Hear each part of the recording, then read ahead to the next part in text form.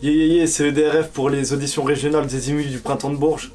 Je suis membre du SLF Crew, j'étais accompagné ce soir de Sener Guiz, DJ Scut. C'était vraiment lourd. Les gens ont transpiré, on a transpiré, c'était vraiment lourd.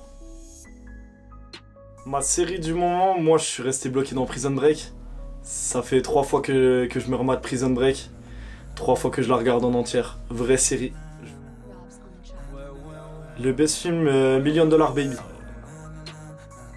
Moi j'écoute énormément d'artistes, mais si je devais en citer un, qui a eu pas mal d'influence sur mon écriture, qui m'a vraiment bercé quand j'étais adolescent et qui me berce encore maintenant, donc à traverser les années, ce serait Hugo TSR. Donc le meilleur album Fenêtre sur rue. Je ferais avec sûrement PLK. Mon petit plaisir coupable musical, je dirais les années 80. Alors la première c'était en 2012. Le son, je mélangeais un peu toutes mes humeurs du quotidien. J'écrivais vraiment sur ce qui se passait dans ma vie.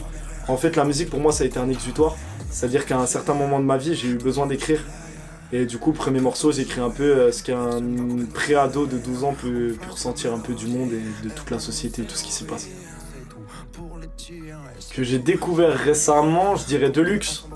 Deluxe, c'est pas du rap, mais j'ai donc du coup fait Détonation. Avec mon équipe, on a fait Détonation. Et on a vu Deluxe en live qui passait juste après nous. C'était vraiment la claque monumentale Deluxe. Le live, ça m'apporte beaucoup de frissons déjà, en premier. Et beaucoup de ressentis, c'est-à-dire que notre musique en studio, il n'y a que nous qui la ressentons indirectement. Et là, on peut faire ressentir notre musique et c'est pour ça qu'on en fait justement. Si les gens se reconnaissent dans notre musique, c'est ce qu'on vise en fait en soi.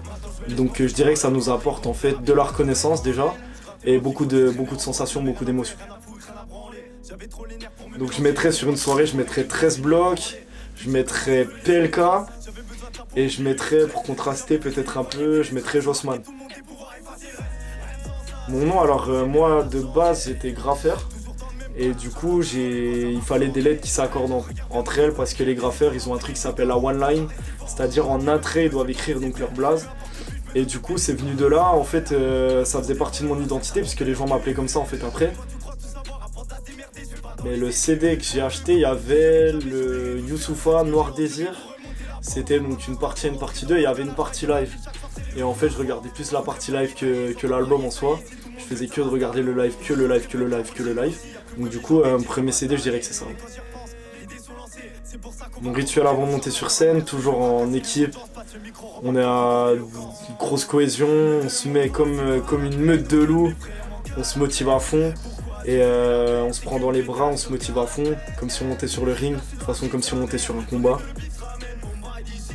Si je devais sélectionner un rêve, remplir une des plus grandes salles. Et après, si je remplissais cette salle, j'aurais encore un autre rêve qui viendrait derrière en fait. C'est-à-dire que j'ai pas de rêve final. Si je remplis le Zénith, il faut que je trouve encore un truc après pour compléter un autre rêve en fait. Musicalement, mon pire cauchemar c'est le flop et le retard. Le retard, c'est le plus gros cauchemar d'arriver en retard. Un gros concert, un festival, arriver en retard, c'est la mort. Le cauchemar d'arriver en retard, c'est la mort. Mes prochains projets, donc je vais sortir ma mixtape qui s'intitule Sommeil. Elle sera disponible sur toutes les plateformes de téléchargement. Je vais sortir du coup beaucoup de clips pour faire la promo, je vais sortir des featuring. Et puis on continue la tournée de Sommeil du coup avec mon équipe. Là on a un maximum de dates de bouquets partout en France, partout dans la région. Donc là pour l'instant continuer la tournée un maximum avec toute cette énergie.